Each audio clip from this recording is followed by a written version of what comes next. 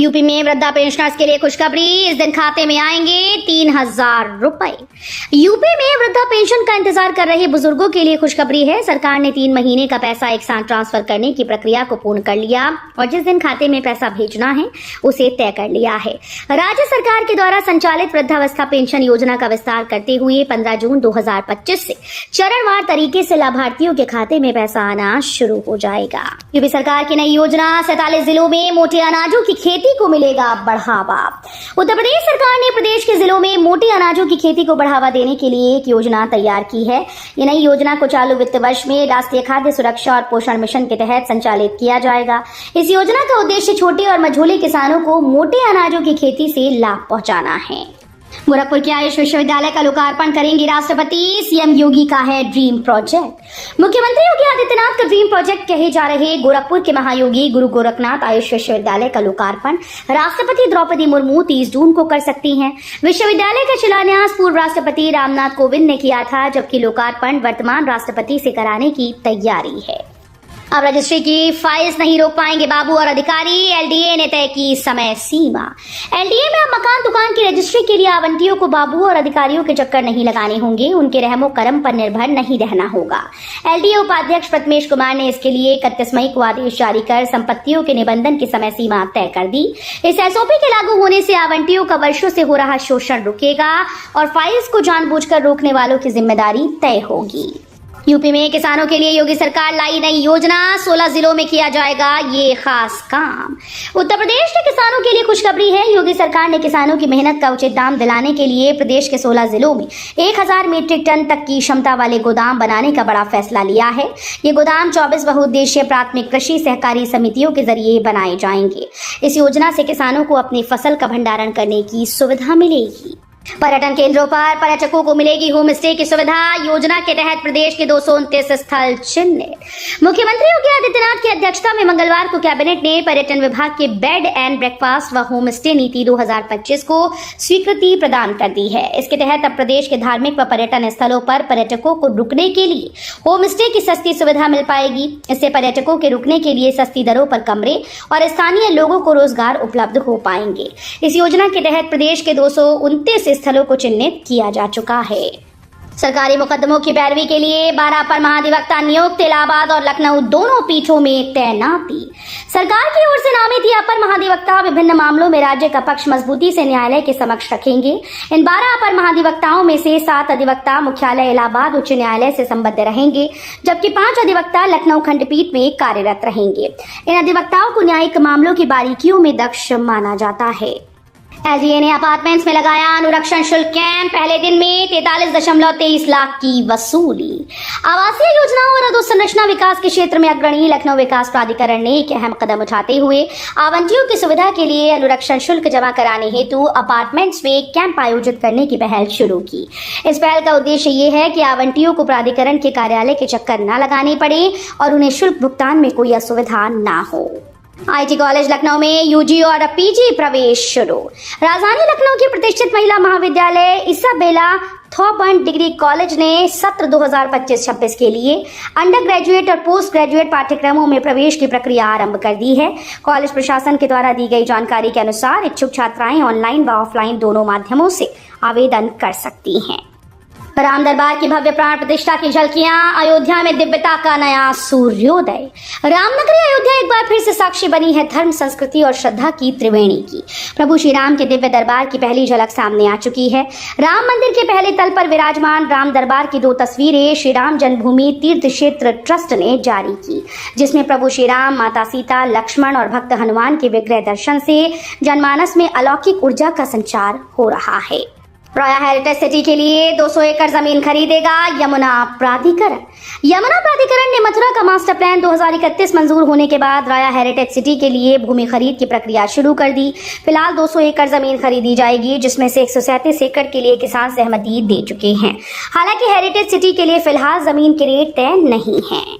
कर लें इंतजाम। यूपी के शहर के आधे इलाके में 2 दिन बंद रहेगी पानी की सप्लाई।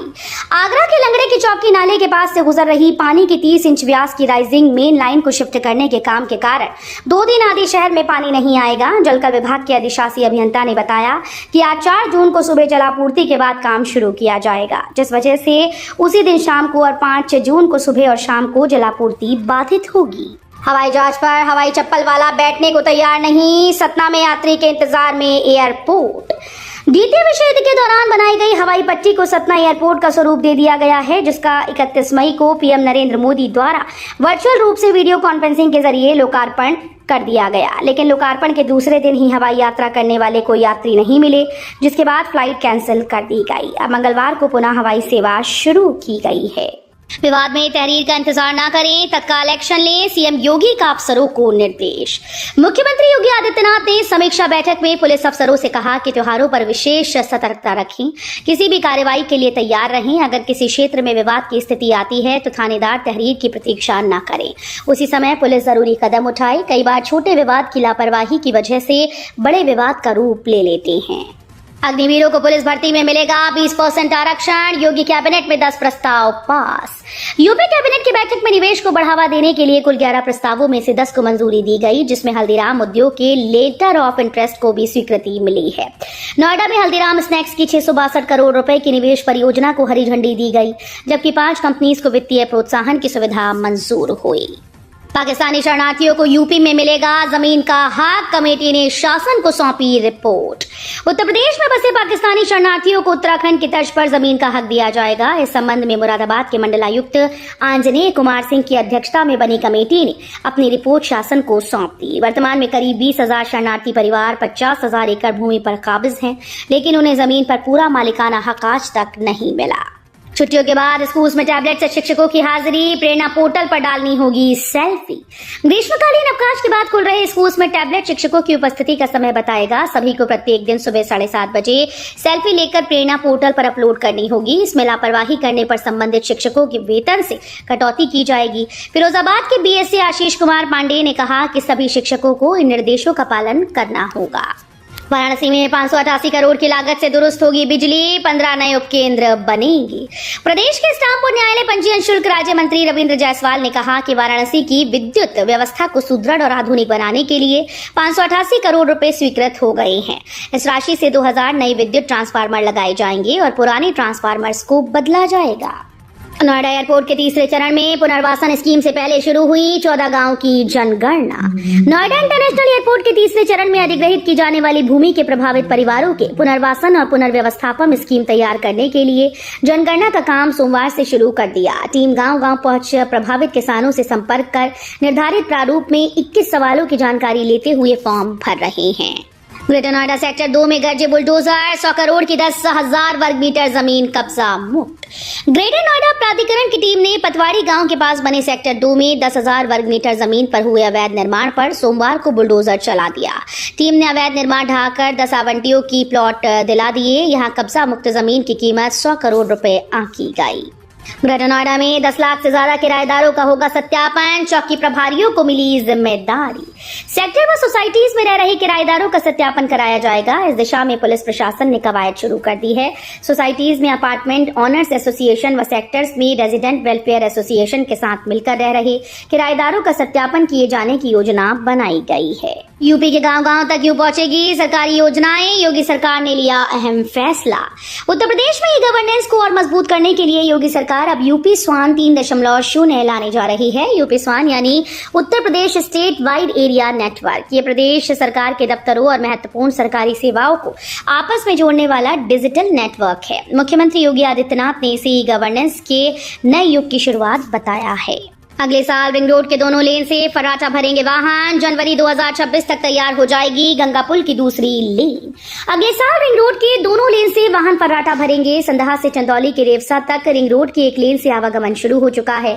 अभी हल्के वाहनों के आवागमन की सुविधा है। ऐसा माना जा रहा है कि जनवरी 2026 तक गंगा पुल की दूसरी लेन भी बनकर तैयार हो जाएगी।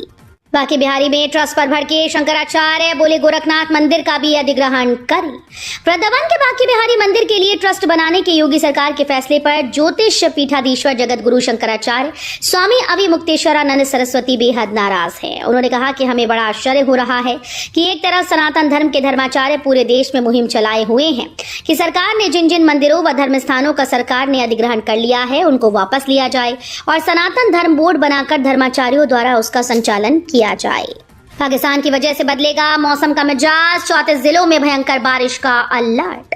लखीमपुर खीरी में मंगलवार को तेज हवाओं के साथ हुई झमाझम बारिश के साथ उत्तर प्रदेश के मौसम ने करवट ली है। प्रदेश की राजधानी लखनऊ को बादलों ने घेर रखा है और रुक रुक कर बारिश हो रही है। वहीं आगरा और कानपुर की अगर बात करें तो वहां भी घने बादल छाए हैं और तेज हवाओं के साथ हल्की बारिश हो रही है।